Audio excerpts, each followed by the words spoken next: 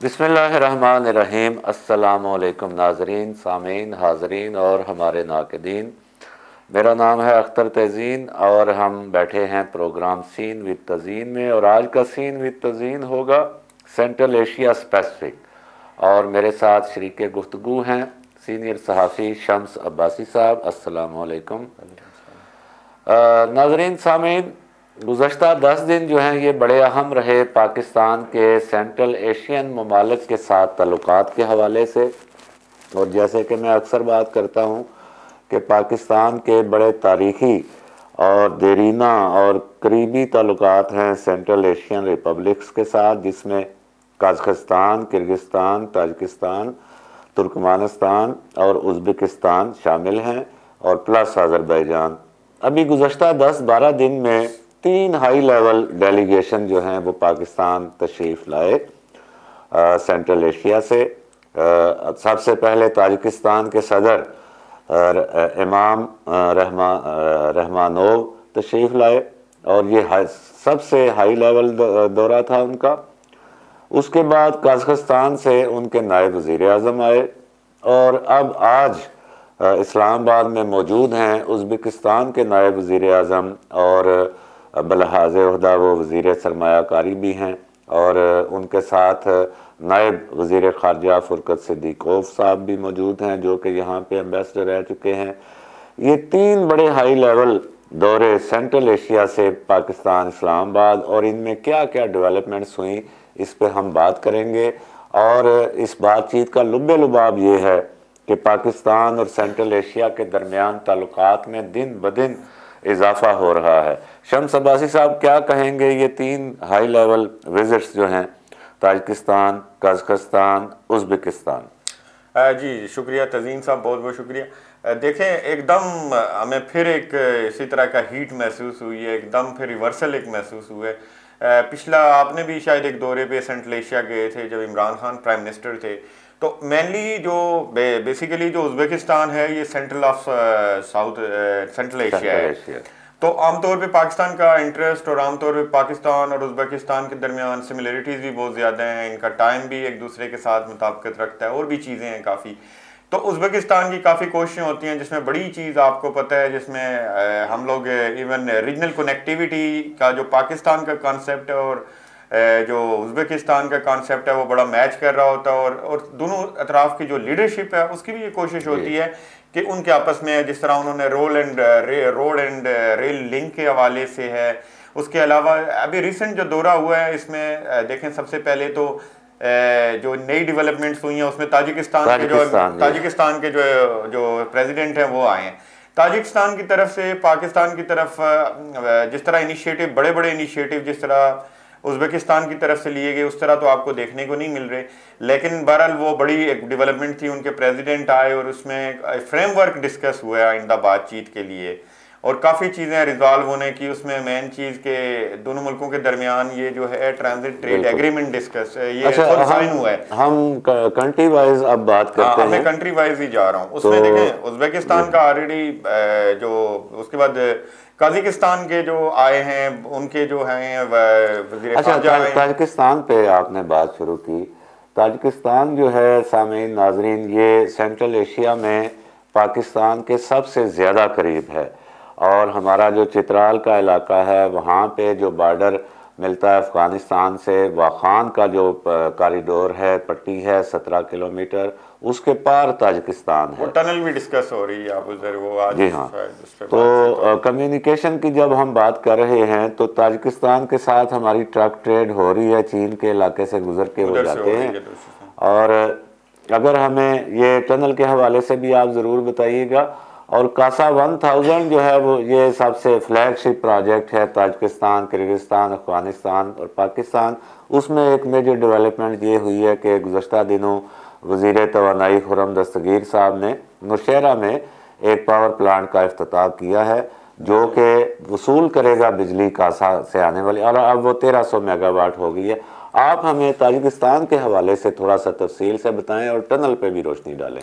देखें, ताजिकिस्तान के हवाले से मैंने कहा रिसेंट जो फ्रेमवर्क डिस्कस हुआ है, आमतौर पे देखें जो न्यू ग्रेड गेम है सेंट्रल एशिया में एक बड़ा एक कॉम्प्लेक्स फिनोमेना है। सबको यही लगा था जिस तरह के आपने कहा अराउंड ये 2-2.5 किलोमीटर की ये जो वाहन की पट्टी बनती है 17 किलोमीटर की है।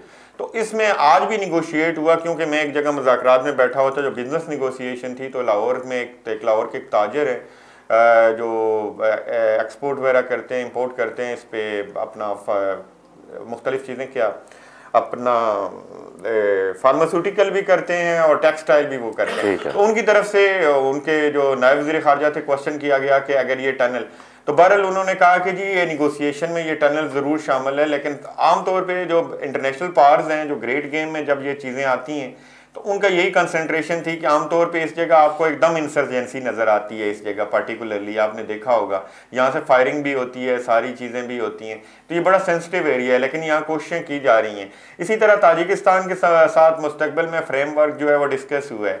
उसके अलावा ये जो तीनों ममालिक हैं, जिस तरह ताजिकिस्तान है, उज़्बेकिस्तान है और उसके काज़ाकिस्तान, तो एकदम ये आपको नज़र आया।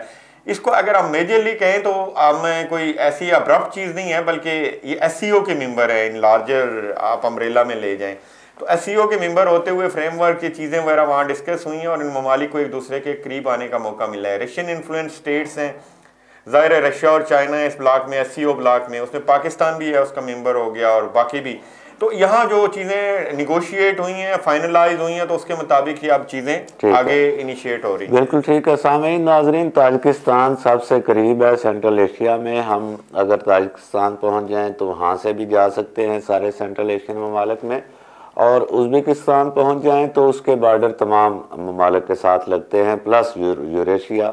और ताजिकिस्तान के सदर का दौरा पाकिस्तान ज़ाहिर करता है कि दोनों ममालिक के दरमियान ताल्लुकात बहुत अच्छे जा रहे हैं, पॉलिटिकल ताल्लुकात अच्छे हैं। अब इनको तब्दील करना है मीनिंगफुल ट्रेड रिलेशंस के अंदर। उम्मीद करते हैं इसमें मज़ीद डेवलपमेंट होगी।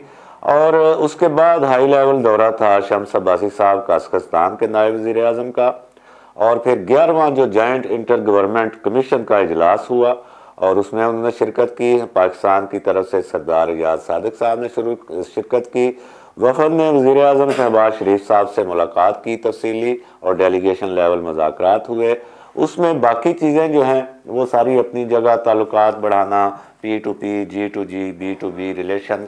लेकिन एक बड़ी डेवलपमेंट जो है वो ये हुई है कि ये तय हो गया है कि अप्रैल 2023 में बराह रास्त परवाज़ें शुरू की जाएंगी अलमाते से इस्लामाबाद और कराची।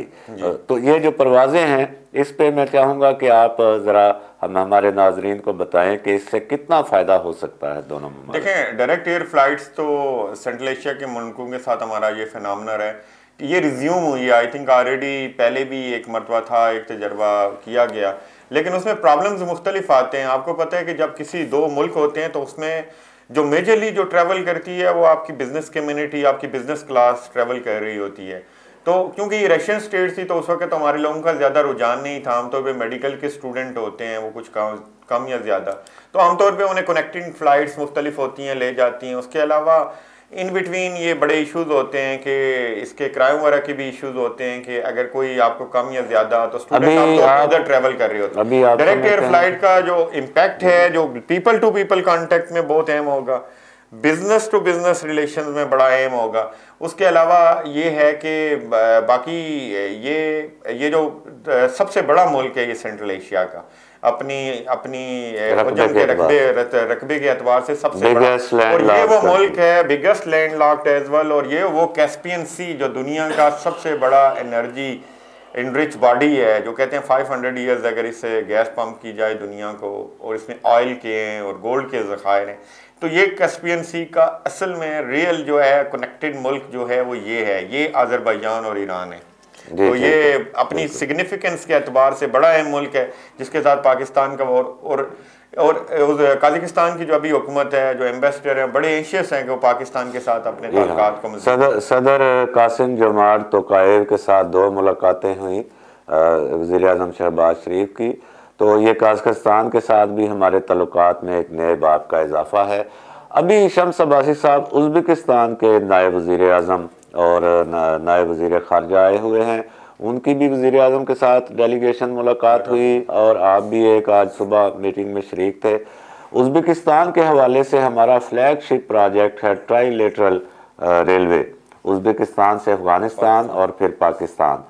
उसके हवाले से भी शहबाज शरीफ साहब कमिटमेंट ज़ाहिर कर चुके हैं कि हम भी बहुत ज़्यादा ये इसमें सीरियस हैं। ट्रक ट्रेड भी हम आजमाइशी तौर पे आजमा चुके हैं। तो आप इस पे बताइए कि उज़्बेकिस्तान का जो मौजूदा दौरा है इसमें भी कुछ माहदों पे दस्तखत हो रहे हैं। आपकी जो आज इंटरेक्शन हुआ उसका मुख्तसर अहवाल हमें मैं मुख्तसर बताऊंगा। सबसे अहम चीज़ है रेटिफिकेशन हुई है प्रेफरेंशियल ट्रेड एग्रीमेंट की, ऑलरेडी साइन हो चुका था। प्रेफरेंशियल ट्रेड एग्रीमेंट आपका 1 फरवरी से जो है ना वो एग्जीक्यूट होना शुरू हो जाएगा और दोनों मुल्कों की बिजनेस कम्युनिटीज़ जो हैं उससे फ़ायदा उठाना शुरू कर देंगी। उसके बाद आपका जो ट्रांजिट ट्रेड एग्रीमेंट है उसकी रेटिफिकेशन हुई है, वो भी 1 फरवरी से एग्जीक्यूट होकर तो आप ट्रक ड्राइवर्स को आने जाने की फैसिलिटीज़ मिलना शुरू हो जाएंगी। उसके अलावा जो रोड एंड रेल लिंक है जो कि तिरमिज़ मज़ार शरीफ अफ़गानिस्तान से देन पेशावर की तरफ, तो उसमें भी निगोसिएशन स्टार्ट हुई है कि उधर से जब वो लाएंगे जो रेल लिंक, तो इधर से हमारा चूँकि ब्रिटिश सिस्टम है उसमें गेज का इशू है तो वो भी रिजॉल्व है। प्राइम मिनिस्टर ने फर्स्ट प्रायोरिटी में कहा है उसे भी रिजॉल्व करें। 4th वन जो डिसीजन हुआ है सिंगल कंट्री एग्जीबिशन जो इधर भी हुई है और काज़ाकिस्तान के साथ भी हुई है। सिंगल कंट्री एग्जीबिशन पहले जो कमिंग ईयर है उसका फर्स्ट हाफ जो होगा पहले 3 महीने उसमें सिंगल कंट्री एग्जीबिशन का भी एक पाकिस्तान में होगी, एक इसी तरह उज़्बेकिस्तान में होगी। ये मेजर ब्रेक थ्रू हुए हैं, 4 मेजर ब्रेक थ्रू हुए हैं जी इसमें। बिल्कुल ठीक है। सामीन नाजरीन, सेंट्रल एशिया, काज़ाकिस्तान, उज़्बेकिस्तान, ताजिकिस्तान, ये 3 हाई लेवल दौरे थे गुज़श्ता 10 दिनों में, 2 हफ्ते के अंदर, और उस पर हमने बात की। हमारे इस रीजन के साथ तारीख़ी ताल्लुकात हैं, हमारी आपस में रिश्तेदारियां हैं। हमारे यहाँ इन ममालिक के जो बाशिंदे हैं वो बड़ी तादाद में रहते हैं, इनकी कम्यूनिटीज़ बड़ी तादाद में रहती, जैसे मुग़ल कम्यूनिटी, बेग कम्यूनिटी है, और तारीख़ में हमारे कई हुक्मरान जो हैं वो इन्हीं इलाकों से आए हुए हैं। हमारा ख़मीर एक जैसा है, हमारी तारीख़ एक जैसी है। हम इकट्ठे होंगे तो फिर हम दोबारा खुशहाली की तरफ अपना सफ़र शुरू कर सकते हैं। जैसे कि माजी में मुत्तहिदा हिंदुस्तान को सोने की चिड़िया कहा जाता था। आज के प्रोग्राम के लिए इतना ही। अल्लाह निगहबान। पाकिस्तान जिंदाबाद।